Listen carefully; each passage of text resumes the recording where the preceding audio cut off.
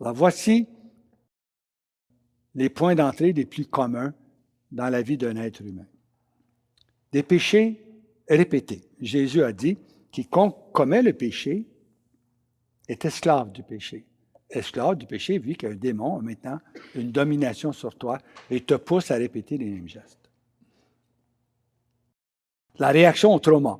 On a vu que la plupart des démons qui nous envahissent le font en atterrissant dans des traumas. Donc, on est innocent, mais nos parents ont voulu nous avorter, on a été rejetés, on a été trahis.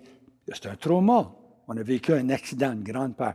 Mais le démon profite du mal qui arrive aux gens pour ensuite envahir ce mal-là, le trauma, pour l'agrandir et l'infester. Dieu dit, parce que nous sommes responsables de nos réactions personnelles au mal que les autres nous font. Dieu dit, c'est la vie et la mort que j'ai placées devant toi, la bénédiction et la malédiction. Choisis la vie, dit le Seigneur, afin de vivre, toi et ta descendance, en aimant le Seigneur ton Dieu, en écoutant sa voix et en t'attachant à lui, car c'est là ta vie. Troisième point d'entrée, des péchés de famille. Ce qu'on a reçu de nos ancêtres, des traditions culturelles ou familiales. Elles sont tellement nombreuses d'une génération à l'autre. Quatrième point d'entrée, des malédictions et des auto-malédictions. C'est des pensées négatives au sujet de nous-mêmes, ainsi que des paroles négatives prononcées par nos parents ou par des adultes importants pour nous qui sont destructrices. De même que des pactes qu'on a faits avec le démon. Une fois, une jeune fille, une femme plutôt, vient voir Neil.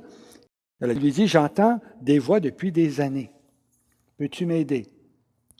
Il lui demande quand ça a commencé. Elle a dit, mais quand j'étais adolescente, ma mère est tombée gravement malade. J'ai prié Dieu de la guérir.